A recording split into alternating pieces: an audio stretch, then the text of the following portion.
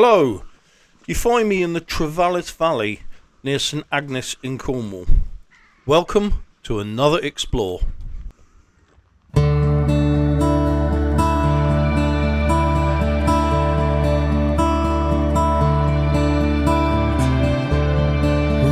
replaced this old miner? Who will take my place below? Who replaced this old miner? Dear God, when I go, oh, who will wield this heavy pick that I did wield? Initially, I'll have a look at the Blue Hills site, situated at the bottom of a ravine to the east of St Agnes on Cornwall's rugged north coast. And if I zoom in, you can see the area that I'm exploring.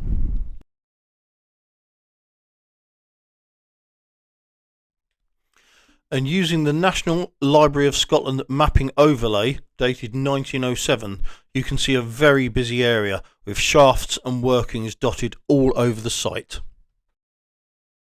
The ruins of which can be seen today date from the mid-1800s. However, Blue Hills was created some 40 years earlier after amalgamating a number of older independent operations. And while tin is still worked and produced at the Blue Hills tin streams, the mine itself had become disused by the beginning of the 20th century. Now this looks interesting. It's a deliberate sort of slot in the building. Goes back quite a distance. You know, obviously I'm not an expert, but I'd go so far as to suggest that this might be a wheel pit. Looking above, it doesn't appear to have a roof or any remnants of a roof, and doesn't even appear to be a building, just a structure. So could it be where a wheel was positioned? I've tried to get to the chimney ahead of us, but I can't find any paths. The obvious path in front of us, it just peters out in the trees there. Look, talking of trees, look at these, aren't they brilliant? Snaking up into the air, horror style, very Scooby-Doo. Oh, the way those trees have hugged around the rock.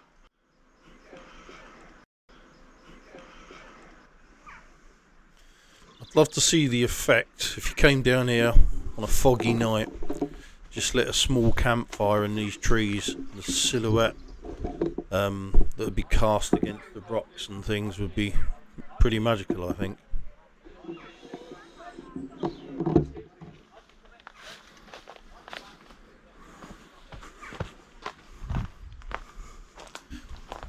Now this ahead must be the engine house.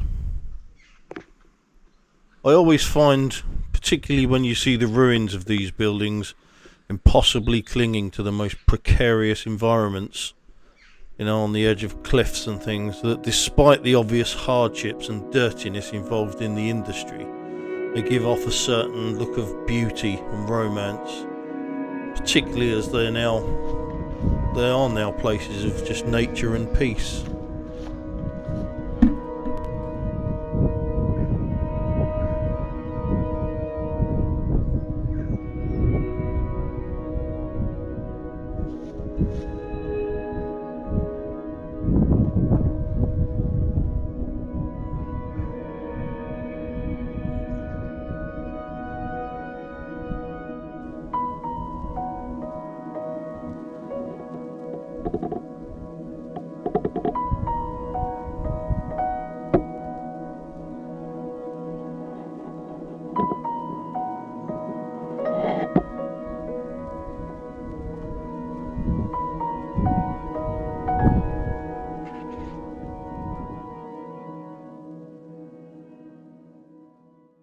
Have a look at this wonderful image of Blue Hills when it was active, dated 1890. Particularly the structure in the foreground. Now that is clearly, very definitely a wheelhouse, which means the building that I thought was a wheelhouse probably isn't. And that tall building is the engine house that I was just looking at, and still with its roof. The comparison with the same structure today seems quite sad. What also is quite sad is that despite this photo depicting a busy and vibrant industrial scene, just 7 years after it was taken, Blue Hills ceased production.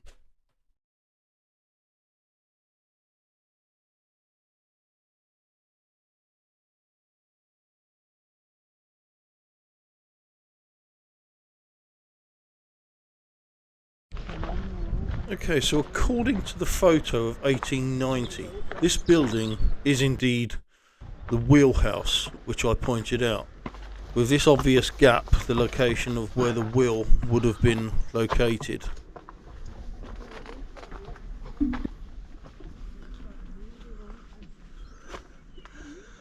This doesn't appear to go anywhere, although we've still got rock walls. Looking at the wheelhouse, I wanted to have a look on top. Unfortunately, I was in a no-fly zone, so I couldn't send the drone up. Ta-da! A faithful telescopic pole came to my rescue. Now, it just looks like natural rock to me, unless it's obviously rock that's been concreted in. It looks sort of bricked on the other side, stacked, but the top looks very natural. I was curious about the hole at the bottom of the same building. Another job for the telescopic pole. This looks like an engineered space. And is that wood? It is. It's wood. It's burnt wood. It's blackened. It seems to be blackened quite far back as well. Now at the back there, are they girders? Iron gird? They can't be. No, they look stone. It's a very odd. Moving away from the main Blue Hills area of activity and towards the sea, there are some additional features of mining to investigate, such as this tower. Alas, here, the GoPro battery said goodbye, and so was forced to film the rest on my phone.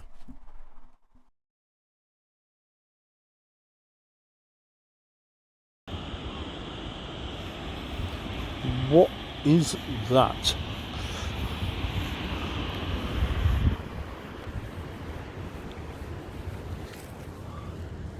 It's steel.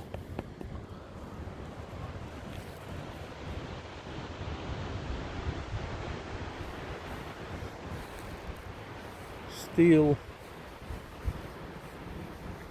with a slate built bit around the edge in a circular build. What on earth is that?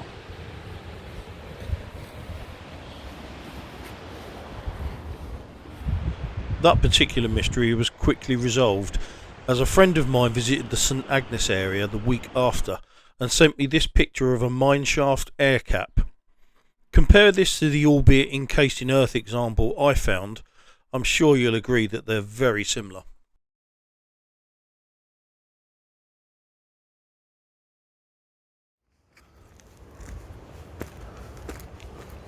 I'm walking back inland now over quite rugged terrain, and it really is a spectacular and beautiful landscape. Although I'm pretty certain this particular area is associated with mining, there is nothing on the maps to say as such, just the scattering of ruined buildings which are evident.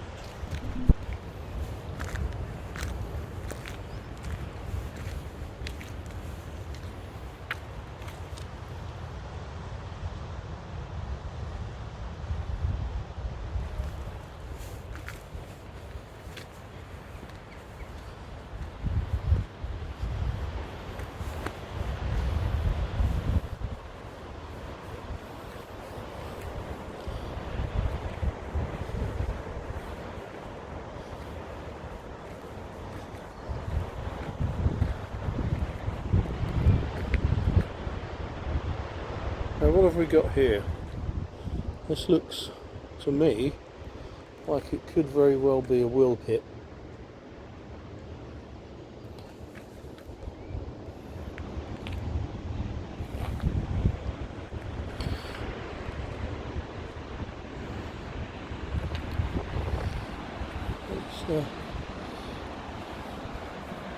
Let's go down a bit and have a look.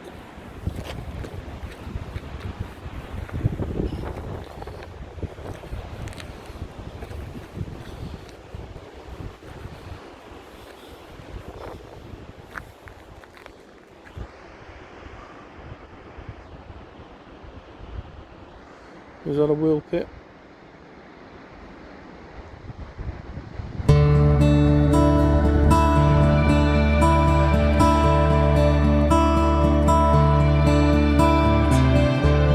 Who replaced this old miner?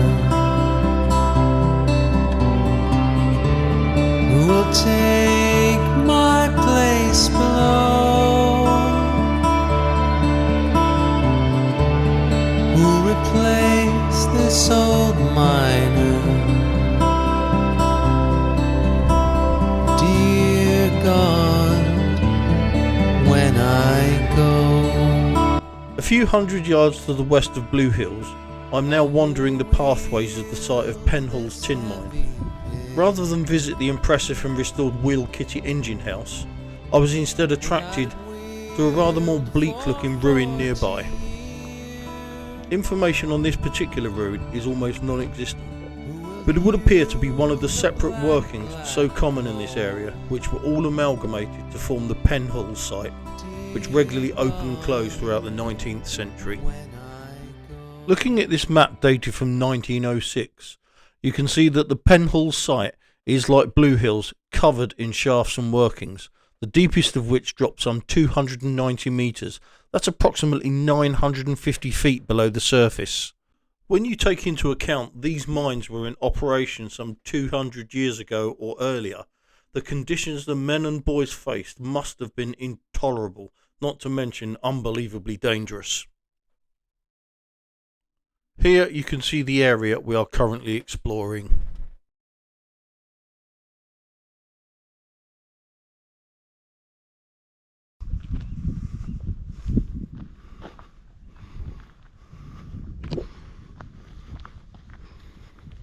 Well, I must say I wasn't expecting that.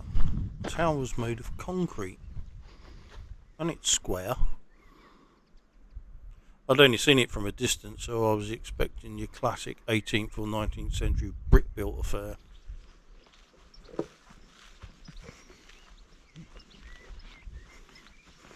And we've got more concrete here. That's intriguing. Oh, look at that.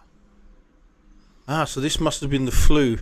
So the flue must have drawn the fumes from the engine house quite some distance away by the looks of things, all the way to the chimney.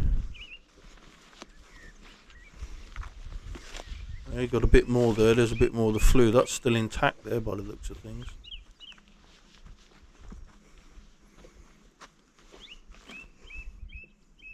Got a good view of Wheel Kitty there, gives a good contrast between restoration and abandonment.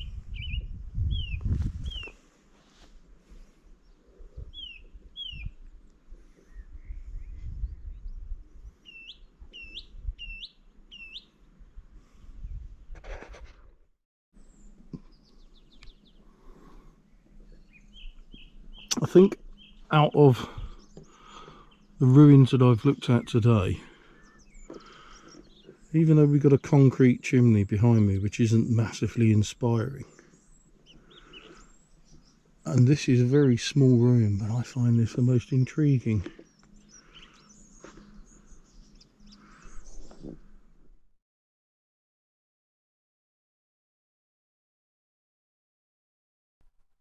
Looking into the dark cavity of the flue as it entered the engine house, I decided to put the camera in to see what was in there.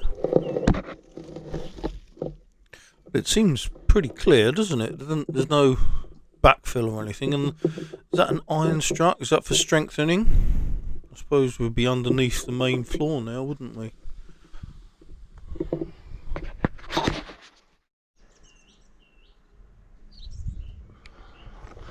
coming through this arch, if you look here, we've got more concrete.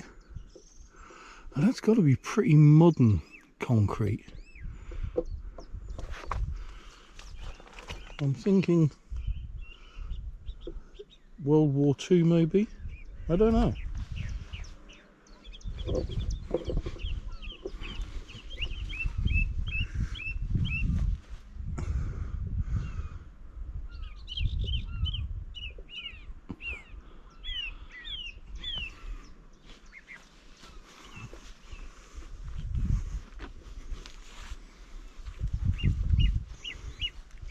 And it's probably difficult to see on the camera, but there's a bit of a gully around the edge. Now, whether that's rain running off that's caused that over the years, or whether that's a on purpose thing, I don't know. There's a rather uninspiring tower again.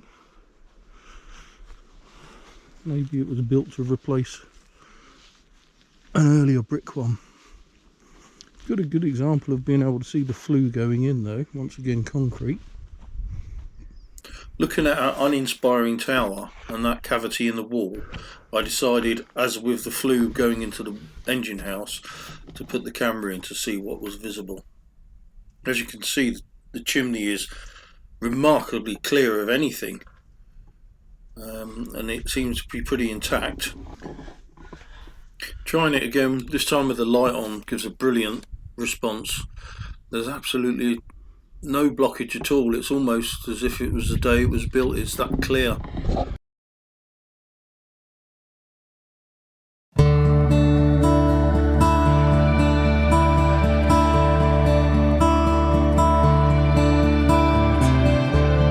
Who replaced this old miner?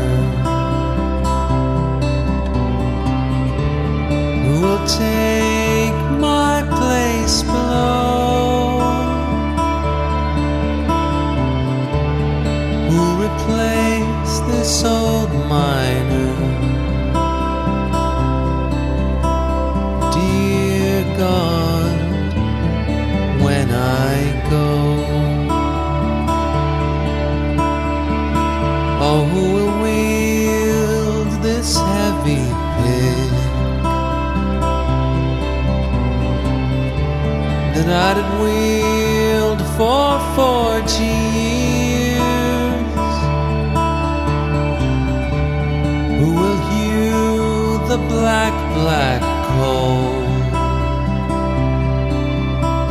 Dear God, when I go,